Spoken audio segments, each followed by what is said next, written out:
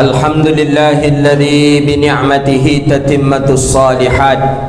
Wa usalli wa usallim ala sayyidis sadat nabiyina wa habibina wa syafi'ina wa qurrati a'yunina wa maulana Muhammad sallallahu alaihi wasallam ila yaumil mi'ad. Subhanaka la ilma lana illa ma 'allamtana innaka antal alimul hakim. Rabbi yassir wa la tu'assir, ya Rabbi tammim bi khair.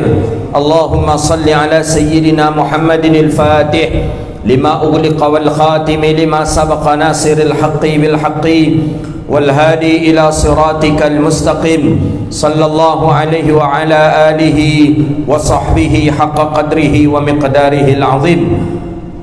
Ayuhal ahibbatul kiram, puja dan puji syukur kita kepada Allah. Alhamdulillah, di waktu yang mulia ini Allah izinkan kita bisa duduk di majlis yang mulia ini. Mudah-mudahan kita menjadi orang-orang yang dimuliakan Allah Subhanahu wa taala. Amin ya rabbal alamin. Salawat dan salam ke Nabi yang agung, Nabi yang mulia, Rasulullah Muhammad sallallahu alaihi wasallam.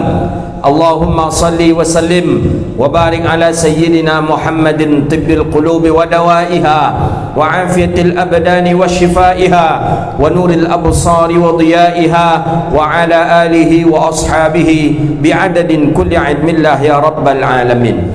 Bapak Ibu hadirin yang dirahmati Allah Subhanahu wa taala, ada satu buah kitab yang berjudul Lataiful Ma'arif fi Mawasim wal Mawarif, karangan Imam Ibnu Rajab Al-Hambali. Nama pengarangnya Imam Ibnu Rajab Al-Hambali. Ini seorang ulama mazhabnya Hambali. Beliau bernama Ibnu Rajab Al-Hambali. Ibnu Rajab anak daripada Rajab, bukan berarti bulan Rajab tu punya anak, enggak. Anak bulan Rajab enggak ada dah. Karena setelah Rajab itu Sya'ban baru Ramadan. Anak Rajab tak ada, tapi nama orang dengan nama bulan. Ibnu Rajab Al-Hambali. Kitab itu bagus. Apa kehebatan kitab itu? Kitab itu menjelaskan kelebihan-kelebihan tiap bulan. Jadi kan bulan itu Allah cantumkan dalam Al-Quran, inda iddatash syuhuri indallahi 12 syahran fi kitabillah. Bulan itu ada 12 bulan. Disebutkan kelebihan-kelebihan bulan-bulan. Syawal, kelebihan Syawal. Zulqa'dah, kelebihannya. Tapi beliau mencantumkan dengan memakai ayat dan hadis. Beliau cantumkan ayatnya, beliau cantumkan hadisnya. Ketika kita buka lembaran tentang Zulhijjah, kita temui di sana kemuliaan dan keutamaan bulan 10 awal bulan Zulhijjah ini. Apa keutamaannya? Malah ulama saking mulianya awal 10 bulan Zulhijjah ini, ulama mensyarahkan dalam beberapa tafsir lebih mulia dibandingkan dengan malam 10 terakhir bulan Ramadan. 10 terakhir bulan Ramadan, 10 awal bulan Zulhijjah. Ulama banyak berpendapat lebih mulia 10 awal bulan Zulhijjah ni. Ni kita di 10 awal ni. Tanggal berapa gini? 6 boleh Juli ya. Tanggal 7 malam ni dah tanggal 8 ha. Maghrib ni dah tanggal 8 gitu. Mulia ni 10 awal Zulhijjah ni lebih mulia daripada akhir 10 akhir Ramadan. Kita di 10 terakhir Ramadan khatam Quran, di 10 terakhir Ramadan banyak bersedekah, di 10 terakhir Ramadan kita i'tikaf, di 10 terakhir Ramadan kita puasa, kita tingkatkan ibadah kualitas puasa kita. Kita lupa ini ada 10 awal ni lebih mulia daripada 10 akhir ini. Mana dalilnya Ustaz? Kan orang bertanya dalil gini. Orang gini bertanya dalil. Padahal kalaupun diberikan dalil gini, nak dia mengerti ya. Cuman ditanya mana dalilnya, hadis sahih atau tidak? Lah disabui pekau hadis sahih disahihkan Albani tak kata dia. Dalil tengok 10 akhir Ramadan ini dalilnya hadis Rasulullah. Hadis riwayat Sayyidah Aisyah, hadis dalam Sahih Imam Bukhari. Kalau 10 awal bulan Zulhijjah sekarang ni, dalilnya ayat. Mana yang lebih kuat dalil, memakai ayat atau memakai hadis Nabi? Memakai ayat lebih kuat. Itu disepakati oleh ulama. Kalau ada ayat kemudian ada hadis Nabi, maka tetap yang didahulukan itu adalah ayat. Maka dari sinilah menurut akidah kita ahli sunnah wal jamaah mengatakan ayah mak Nabi itu masuk surga. Dalilnya ayat. Dalilnya ayat. Dalam Al-Quran Allah menyebutkan, wa ma kunna mu'adzibina hatta naba'atha rasula. Tidak akan diazab suatu kaum sampai diturunkan seorang rasul kepada kaum itu. Dalil yang dipakai oleh Salafi Wahabi mengatakan ayah mak Nabi masuk neraka, hadis. Ada hadis, ada ayat. Mana yang lebih didahulukan? Ayat. Maka ulama Ahlus Sunnah wal Jamaah berpendapat ayah mak Nabi masuk surga berdasarkan ayat tadi. Wa ma kunna mu'adzibina hatta nab'atha rasula. Tidak diazab satu kaum sampai diturunkan seorang rasul ke kaum itu. Ayah mak Nabi meninggal dunia, Nabi sudah diutus menjadi rasul atau belum? Belum. Nabi diutus menjadi rasul umur 40 tahun. Ayah meninggal Nabi 2 bulan atau 6 bulan dalam perut ibu. Ibu meninggal Nabi baru usia 6 tahun. Ayah meninggal Nabi dalam kandungan, ibu meninggal Nabi masih dalam keadaan kecil. Zaman itu disebut dengan zaman ahli fatrah, kosong kenabian ketika itu. Maka menurut akidah ahli sunnah wal jamaah, ayah dan mak Nabi masuk surga. Itu akidah kita. Kalau menurut teman-teman kita Salafi Wahabi, ayah mak Nabi masuk neraka, kata dia. Ketika Nabi berziarah ke makam sang ibunya, ke makam daripada sang ibu, kemudian Rasulullah menangis.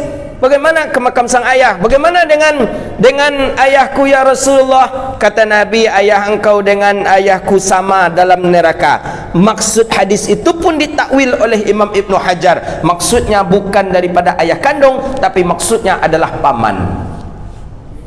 Abu Jahal, Abu Lahab kenapa masuk neraka? Abu Jahal, Abu Lahab, Nabi sudah diangkat menjadi Rasul, dia juga tidak beriman kepada Rasulullah sallallahu alaihi wasallam. Ini hati-hati kita nih, anak-anak kita hati-hati. Ayah mak Nabi masuk surga, ayah mak Nabi najun. Mereka adalah orang yang selamat. Mereka orang yang selamat. Al-Quran sendiri mengatakan, wa ma kunna mu'adzibina hatta naba'atha rasula. Balik kita ke 2 bulan tadi, 10 akhir bulan Ramadan dengan 10 awal bulan Zulhijjah. Yang ini dalilnya hadis, tidak ada ayat menjelaskan tentang keutamaan daripada 10 terakhir Ramadan. Hadis ada. Apa kata Nabi sallallahu alaihi wasallam? Idza, kata Sayyidah Aisyah, idza dakhala 10 awakhir min Ramadan ishtadda al-mi'zarih wa ayqadha ahlih wa shalla laylih atau kama qala. Kata Nabi sallallahu alaihi, kata Sayyidah Aisyah, hadis dalam sahih Imam Bukhari, Nabi sallallahu alaihi wasallam apabila masuk 10 terakhir bulan Ramadan, Nabi kuatkan ikat kain sarungnya, Nabi bangunkan keluarganya, dan Nabi salat di malamnya. Itu hadis tentang keutamaan 10 akhir bulan Ramadan. Keutamaan 10 awal bulan Zulhijjah, ayat Allah pertama dalam surah Al-Fajr, wal fajri wal layalin ashrin. Allah bersumpah dengan memakai waktu fajar dan 10 awal bulan Zulhijjah. Dalil pertama. Dalil yang kedua, ayat lagi dalam surah Al-Baqarah, wadhkurullaha fi ayyamin ma'lumat. Ingatlah Allah, sebutlah Allah pada hari-hari yang sudah ditentukan. Kapan hari yang ditentukan? Itulah di 10 awal bulan Zulhijjah. Ini di 10 awal Zulhijjah. Makanya amalan yang pertama di dalam riwayat Imam Ahmad, amalan yang paling bagus di 10 awal bulan Zulhijjah, at-takbiri wat tahlili wat tahmid. Takbir, tahlil, tahmid, itu amalan yang paling bagus. Jadi sekarang dah boleh kita takbir, Pak. Dah boleh, cuman masih infiradi, masih sendiri-sendiri. Yang takbir jama'inya nanti setelah terbenam matahari di tanggal 9 Zulhijjah baru boleh kita bersama-sama untuk takbir. Tapi mulai dari 1 Zulhijjah kemarin sudah boleh kita takbir. Jadi sambil bawa mobil takbir kita, Allahu Akbar, Allahu Akbar, Allahu Akbar, La ilaha illallah, Wallahu Akbar, Allahu Akbar walillahil hamd. Sambil bawa mobil, sambil bawa motor, dianjurkan kita untuk mengucapkan at-takbir wat tahlili wat tahmid. Dianjurkan. Karena kalau tidak, berarti kita termasuk orang yang tidak mengamalkan sunnah dari Rasulullah sallallahu alaihi wasallam. Kita yang tak bisa datang ke Makkah, kita yang tak bisa datang untuk melaksanakan ibadah haji, ibadah umrah, kita dianjurkan untuk mengucapkan kalimat takbir. Di mana? Di tempat di negeri kita ini. Ketika orang-orang yang bisa haji, orang-orang yang bisa umrah, dia sibuk dengan mengucapkan lafaz talbiyah. Kalau sekarang kita ke Makkah, terdengarlah hiruk pikuk orang membaca talbiyah. Labbaik Allahumma labbaik, labbaik la syarika laka labbaik, innal hamda wan ni'mata laka wal mulk la syarika lak. Itu yang sekarang kita dengar di Makkah. Tapi kita di Indonesia, bacalah takbir wat tahlil wat tahmid. Allahu Akbar, Allahu Akbar, Allahu Akbar, La ilaha illallah, Wallahu Akbar walillahil hamd. Itu banyak-banyak kita baca hari ini. Itu dia mulia.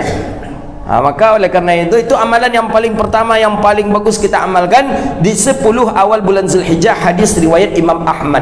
Maka banyak-banyak kita membaca takbir, takbir, takbir. Jika tanya nih kawan, apa takbir? Belum hari raya lagi, kata dia. Dianjurkan oleh Nabi kita mengamalkan takbir. Hadis riwayat Imam Ahmad bin Hanbal. Kita kadang takbir kita, ya takbir ketika orang pas apa saja, pas nak malam takbir saja. Setelah itu tak boleh takbir. Sekarang tak boleh takbir keliling. Tak ada takbir sama sekali lagi. Di masjid pun dibatasi untuk takbir. Macam mana aja? Terpaksa kita takbirlah di rumah, sambil masak takbir, sambil duduk-duduk takbir, sambil bawa mobil takbir, bawa motor takbir. Itu yang dianjurkan di 10 awal bulan Zulhijjah. Itu dia. Dia masih ada nih kita lagi berapa hari lagi nih?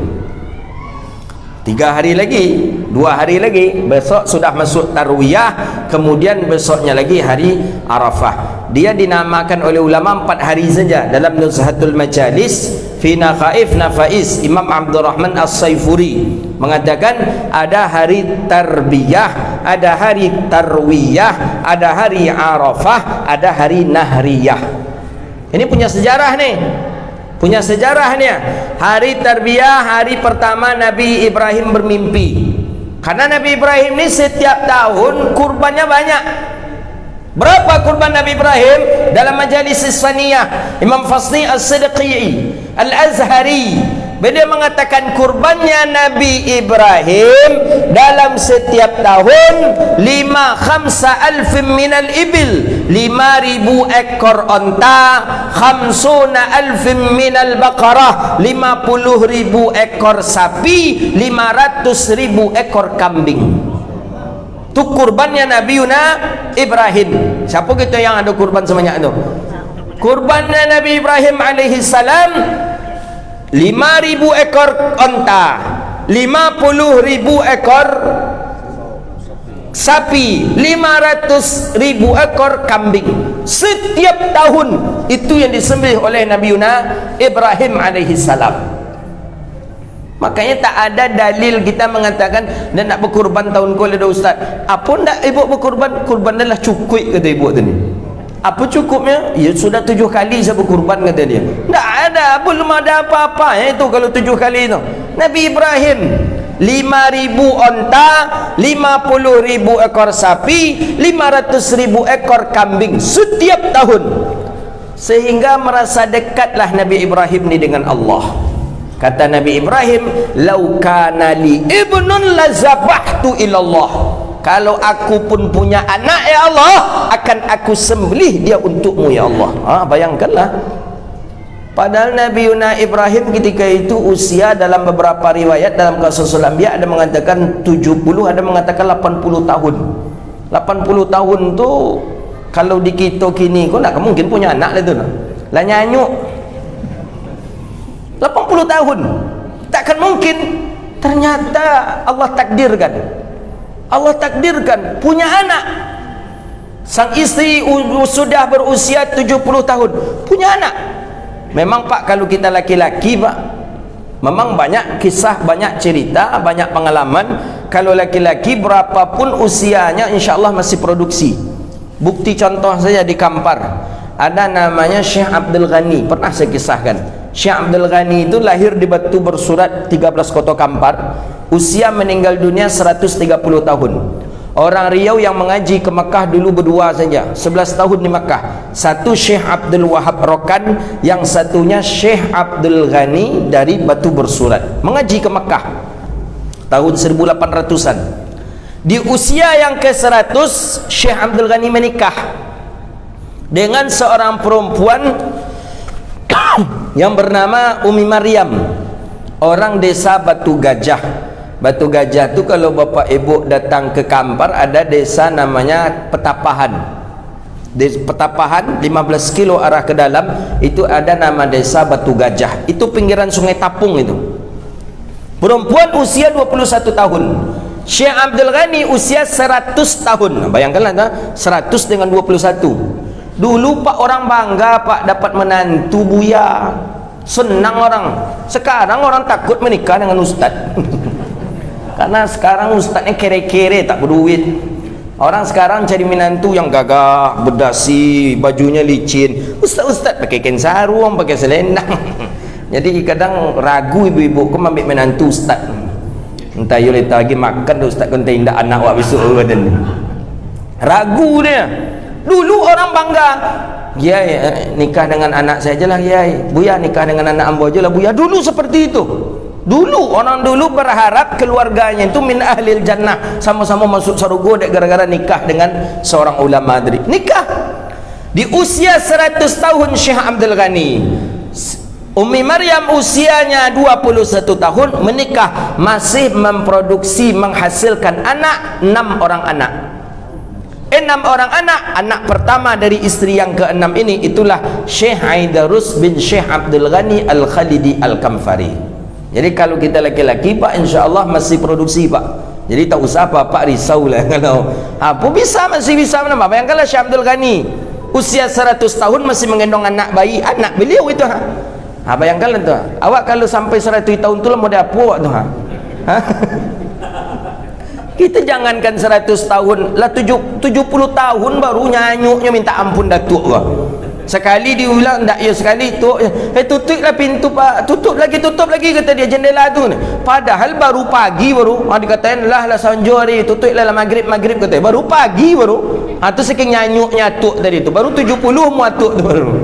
Ni Syekh Abdul Ghani sudah 100 tahun. Allah takdirkan Syekh Ibrahim punya anak. Syekh Nabi Ibrahim alaihi salam. Nabi Ibrahim punya anak. Ketika anak dalam beberapa riwayat tafsir usia 6 tahun, dalam beberapa riwayat usia 7 tahun. Sang anak pun sudah mulai besar, sudah mulai riang, sudah mulai gembira. Nabi Ibrahim pun diingatkan oleh Allah, "Aufa binazrika ya Ibrahim." Hai Ibrahim, tunaikan janjimu hai Ibrahim. Bangun Nabi Ibrahim.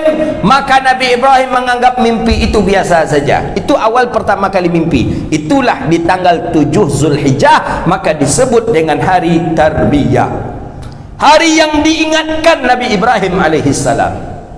Kemudian besoknya mimpi lagi. Dia 3 kali mimpi berturut-turut. Mimpi lagi, "Aufa binazrika ya Ibrahim." Tunaikan janjimu hai Ibrahim. bangun Nabi Ibrahim, barulah Nabi Ibrahim mulai memikirkan, apakah ini mimpi dari Allah atau daripada syaitan, apakah ini mimpi dari malaikat atau dari syaitan. Maka ya tarawa, pagi itu direnungkan, diinang kalau bahasa kita entah di mana-mana ada Nabi Ibrahim, mimpi itu dari syaitan atau daripada Allah. Maka bernamalah tanggal 8 Zulhijjah itu dengan hari Tarwiyah. Apa maksud Tarwiyah? Hari yang direnungkan, dimenungkan oleh Nabi Ibrahim. Itu ya. Maka kalau ada nampak kawan awak suka memanung, agi namanya Tarwiyah namanya. Nabi Ibrahim yang seperti itu, ya tarawa, mimpi daripada, besoknya bermimpi lagi. Dari yang ketiga, aufa binazrika ya Ibrahim, tunaikan janjimu hai Ibrahim. Maka bernamalah hari yang ketiga itu bernama hari Arafah. Memang ulama berpendapat ada 6 penyebab bernama hari Arafah, tapi salah satu di antaranya adalah karena fa'arrafahu, Allah berikan pemahaman, Allah kenalkan kepada Nabi Ibrahim bahwa mimpi itu betul-betul daripada Allah Subhanahu wa taala. Barulah tanggal 10-nya disebut dengan hari Nahriyah. Nahriyah hari sembelih. Nahri sembelih Nahriyah. Jadi ada hari Tarwiyah, Tarbiyah, ada hari Tarwiyah, ada hari Arafah, ada hari Nahriyah. Nabi Ibrahim sampaikan ke istri, aku dapat perintah daripada Allah untuk menyembelih anak kita. Bagaimana pendapatmu?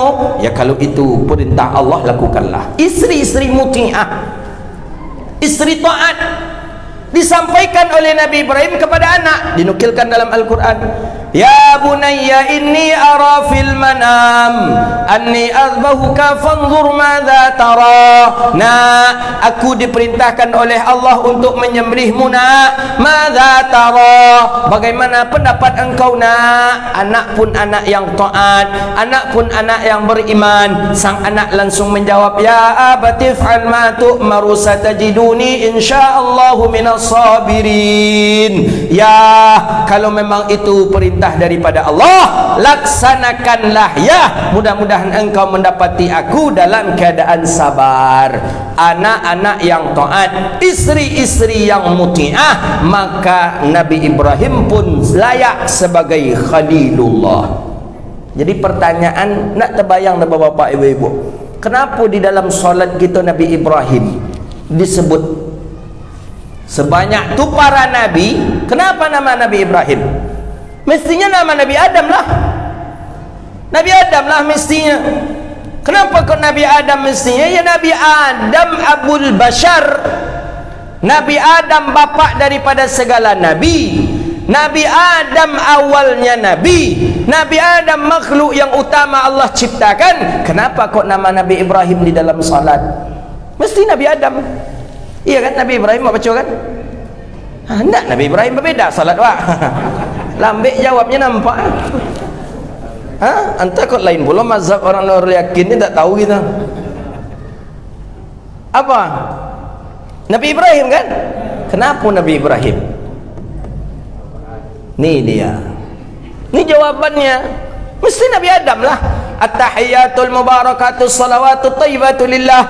Assalamu alayka ayuhan nabiy wa rahmatullahi wa barakatuh. Allahumma salli ala sayyidina Muhammad wa ala ali sayyidina Muhammad kama sallaita ala sayyidina Ibrahim. Mestinya kama sallaita ala sayyidina Adam. Seluruh nabi Adam bapaknya, Abul Bashar. Maka dulu kalau ada orang yang meninggal, siapa meninggal? Anak Adam, anak cucu Adam. Kita ini kan anak cucu Adam nih. Kenapa kok nama Nabi Ibrahim dalam salat? Jawaban pertama, karena keluarga Nabi Ibrahim adalah keluarga yang taat. Anak taat, istri muti'ah, suami pun taat. Payah mencarinya ini Pak, payah. Di daerah kita sajalah jarang ada yang tiga nih. Kadang anaknya taat, bininya taat, tiba di laki cilako. Ada Pak. Kadang bini taat, laki taat, tiba di anak bulu cilako. Kadang laki taat, anak taat, tiba di bini yang cilako. Kadang anak cilako, bini cilako, laki cilako. Aduh. Apa tanda Ustaz tak pernah nampak ke masjid tu? Tu tanda ketiga-tiga cilako ni. Lantaklah tersinggung ampai lah. Nak pernah nampak ke masjid tu apa cara tu? Kayak celaka no mula tu. Ada. Nabi Ibrahim ketiga-tiganya taat. Anak taat, isteri taat, suami taat. Maka itulah nama Nabi Ibrahim disebutkan di dalam salat. Jadi kalau ada pertanyaan, kenapa kok Nabi Ibrahim? Awak nanti kalau bersobok lagi kita berjumpa kita dengan orang-orang non-muslim, umpamanya kalian salat, iya. Kenapa Nabi Ibrahim dimasukkan di dalam salat kalian? Jawabannya, Nabi Ibrahim itu keluarganya taat. Jawaban yang kedua, karena memang Nabi Ibrahim lah Nabi yang paling berat ujiannya. Ujian yang terberat para Nabi adalah Nabi Ibrahim. Nabi Ibrahim Pak, Nabi Ayub dengan sakitnya belum, Nabi Musa dikejar dengan Fir'aunnya belum, Nabi Nuh dengan badai taufannya belum, Nabi apa lagi? Nabi Yunus yang ditelan ikan belum seberat Nabi Ibrahim alaihi salam. Nabi Ibrahim apa ujiannya? Menyembelih anak kemudian dilemparkan ke dalam api. Menyembelih anak ni Pak, berat ni Pak. Berat. Cubalah awak kalau ya tolak awak menyembelih anak. Berat.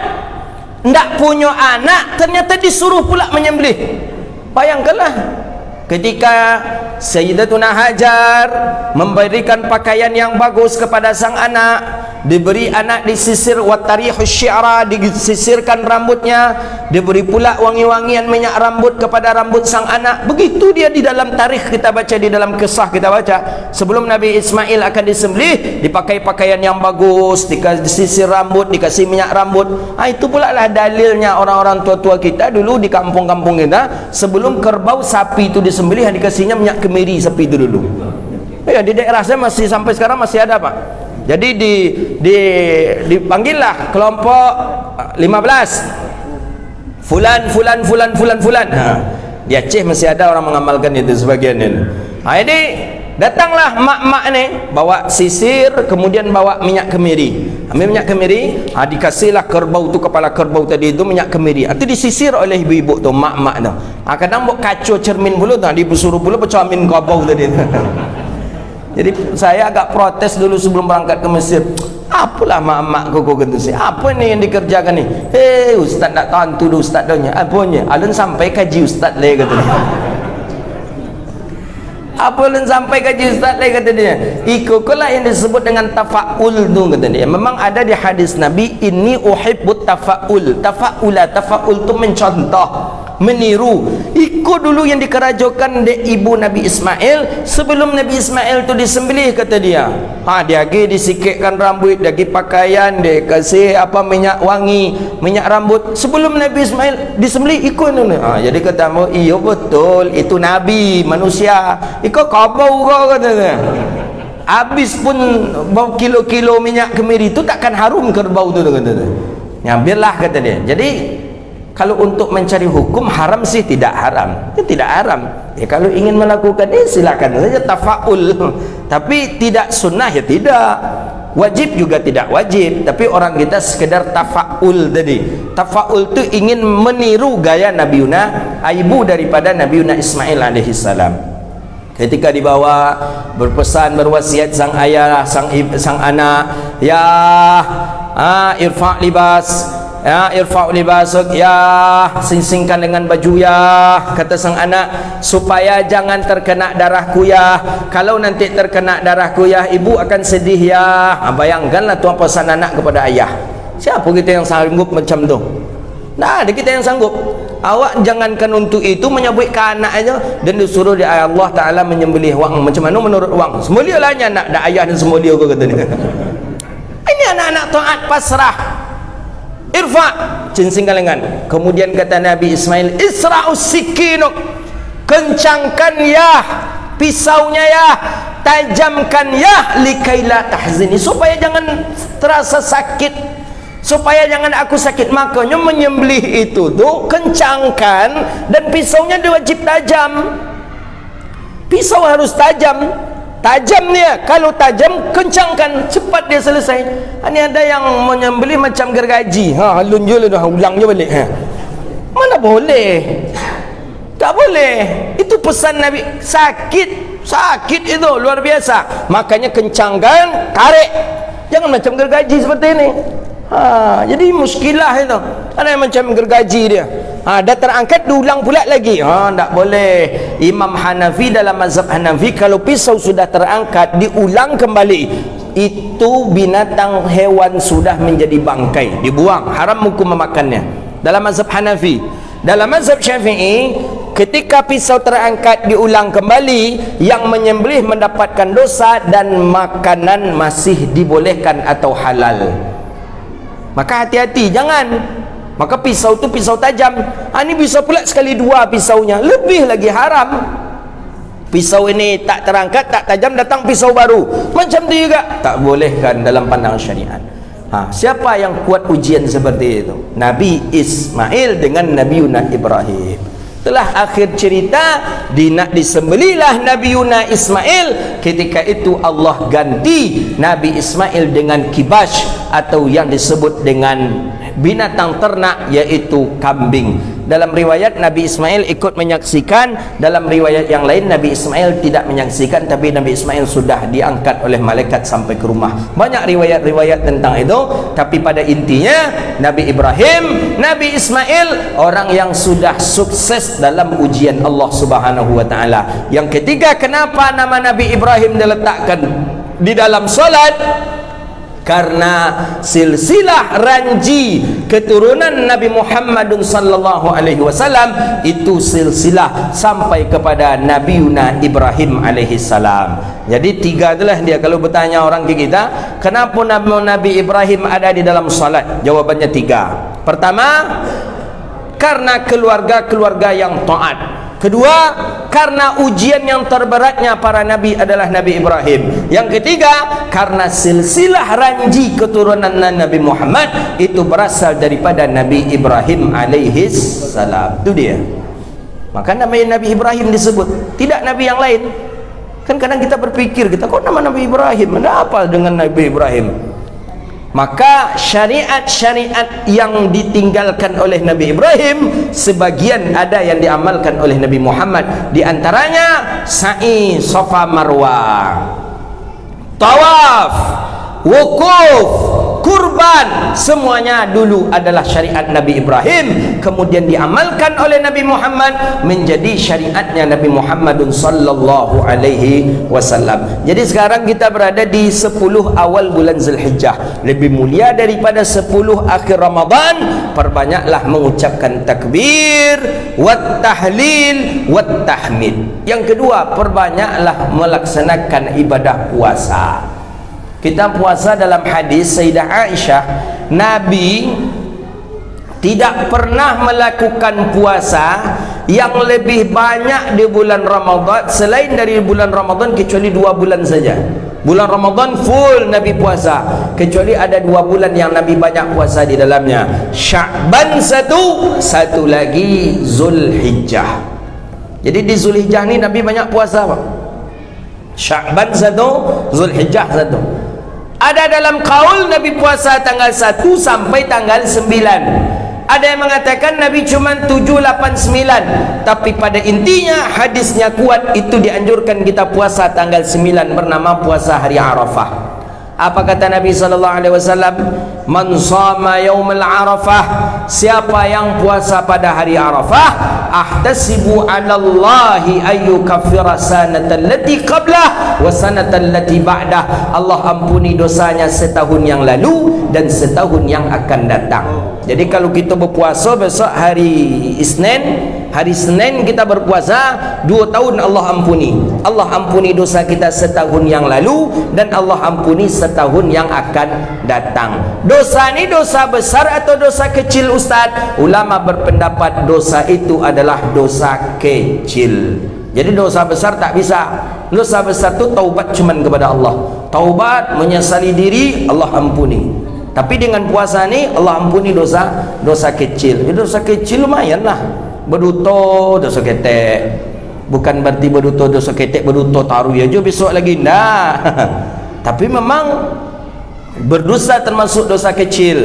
Dosa kecil apabila kita mengetahui itu dosa kecil, kemudian wayukarir kita mengulang-ulanginya, maka dosa itu menjadi dosa besar bagi diri kita. Mana lagi termasuk dosa kecil? Minal kadzab, berdusta. Ya, mana lagi dosa kecil daripada memandang perkara yang tidak halal, satu kali pandangan dia tolehkan. Kemudian ia mengulang lagi, itu sudah menjadi dosa besar. Banyak dosa-dosa kecil, tapi setidaknya Allah ampuni dosa kecil. Kalau banyak dosa kecil yang Allah ampuni, kemudian tidak ada lagi dosa kecil, maka diambillah dosa besar kita pun akan diampuni oleh Allah Subhanahu wa taala. Jadi puasa kita tanggal 9 Zulhijjah atau disebut dengan hari Arafah. Jangan sampai tak puasa pula kita. Setelah itu hari Nahriyah kita tidak dibolehkan berpuasa, maka bernamalah hari raya akbar, hari raya besar. Dalam pandangan fikih, dalam pandangan hadis, dua hari raya. Ada hari raya asghar, ada hari raya akbar. Hari raya asghar, hari raya kecil. Hari raya akbar, hari raya besar. Mana dia akbar? Hari raya besar adalah hari raya Idul Adha. Ini besar nih. Jadi mestinya Bapak Ibu, hari raya Idul Adha inilah kita masak seperti buat kue rayo, apa lagi sate, mencat rumah, apa pokoknya beli baju. Hari raya Idul Adha ini mestinya, bukan hari raya Idul Fitri. Hari raya Idul Fitri itu hari raya kecil asghar. Ini kita terbalik. Kita yang mewah-mewah itu ketika hari raya Idul Fitri, bagi THR Idul Fitri, buat kue Idul Fitri, cat rumah Idul Fitri, apa lagi? Beli baju baru Idul Fitri. Idul Adha kita seolah-olah tidak seperti hari raya. Salah. Dalam pandangan hadis Nabi, yang hari raya besar adalah hari raya Idul Adha. Hari raya Idul Adha inilah kita hendaknya besarkan. Bukti besarnya di mana? Tengok, hari raya Idul Fitri, hari ini kita salat hari raya, besok sudah boleh tak kita berpuasa? Boleh. Tanggal 2 Syawal sudah boleh puasa 6 kita. Sedangkan hari raya Idul Adha, hari ini kita lebaran, besok belum boleh puasa, besoknya belum boleh puasa, besoknya belum boleh puasa, 3 hari. Makan sepuas-puasnya. Itu tanda hari raya godang namanya. Makanya ada kurban. Kalau puasa pula, siapa makan daging kurban lagi? Itulah hikmahnya itu. Kedua, tanda besarnya hari raya Idul Adha, takbirnya lebih lama dibandingkan Idul Fitri. Idul Fitri kita takbir sampai khatib naik mimbar saja. Turun khatib tak boleh kita lagi takbir. Tak boleh. Hari raya Idul Adha, mulai dari terbenamnya matahari tanggal 9 Zulhijjah, kita mulai takbir 4 hari. Hari raya, tasyrik pertama, tasyrik kedua, tasyrik ketiga, sampai ba'dal asar setelah hari raya tasyrik yang ketiga. Berapa lama yang nak takbir? Jadi mana yang lebih besar? Lebih besar hari raya Idul Adha dibandingkan Idul Fitri. Yang ketiga, dalil Al-Quran. Hari raya Idul Fitri tidak ada disebutkan dalam Al-Quran. Walitukmilul iddata walitukabbirullaha ala ma hadakum. Sempurnakan bilangan Ramadan, kemudian besarkan Allah. Itu saja. Memerintahkan kita untuk salat hari raya Idul Fitri tak ada. Idul Adha ada. Tengok dalam surah Inna a'tainakal kautsar. Setelah itu apa? Fasalli li rabbika wanhar. Salatlah karena Tuhan engkau, wanhar, dan berkurbanlah. Maka menurut mazhab Hanafi, Bapak Ibu, hari raya Idul Adha, salat hari raya Idul Adha hukumnya wajib dalam mazhab Hanafi. Mazhab Hanafi ini mazhab yang dipakai oleh orang-orang daerah Tan Tajikistan, Pakistan, Afghanistan, Uzbekistan, Turki. Ini mazhab orang Hanafi. Menurut mazhab Hanafi, salat hari raya Idul Adha wajib. Mana dalilnya Ustaz? Dalilnya tu dalam ayat. Apa bunyi ayat tadi? Fasalli li rabbika wanhar. Ada kaedah di usul fikih mazhab Hanafi. Apabila perintah itu datang daripada Al-Quran, maka perintah itu menunjukkan wajib. Tuh, Kalau dalam mazhab Syafi'i tidak, ditengok pula ilatnya. Karena perintah tu dari Al-Quran, maka salatlah, kan perintah Allah tu, maka salat hari raya Idul Adha hukumnya wajib. Menurut mazhab Hanafi, dipertegas oleh hadis Nabi. Dalam hadis sahih, Nabi menganjurkan perempuan dan anak-anak keluar untuk berkumpul di lapangan pada hari raya Idul Adha. Walau kana haidha, walaupun perempuan itu sedang dalam keadaan haid. Kalau Idul Fitri tidak, Idul Adha dianjurkan, bukan salat mereka, tapi mereka boleh keluar. Di sini lapangnya syariat kita. Perempuan pun boleh keluar loh, boleh menyaksikan sembelihan hewan kurban, boleh mereka keluar bergembira pada hari raya Idul Adha. Maka oleh karena itu kita mesti menggembirakan, mesti membesarkan hari raya Idul Adha. Apa tandanya baru Idul Adha akan kita lakukan? Dulu biasanya Idul Fitri lah mulai mencari api namanya itu, untuk colok, untuk takbir. Kini biasa je nampaknya. Jadi kita yang akan membesarkan syariat kita, kalau orang lain tidak. Maka kalau kita datang ke daerah Arab, memang Idul Adha ini terasa rumah-rumah orang Arab dihias dengan lampu-lampu paralelnya. Kemudian orang-orang pun menyiapkan daripada hewan sembelihnya. Kita enggak. Kita besok ke hari raya, awak kini biasa-biasa aja. Setelah hari raya tu pun biasa-biasa aja. Yang lebihnya dua aja. Makan sambal awak yang berbeza. Rendang satu, sup satu, itu cuma dua tu. Lebih daripada itu tak ada beda. Maka oleh karena itu bedakanlah, besarkanlah hari raya Idul Adha, hari raya kurban kita pada kali ini. Hadza wabillahi at-taufiq.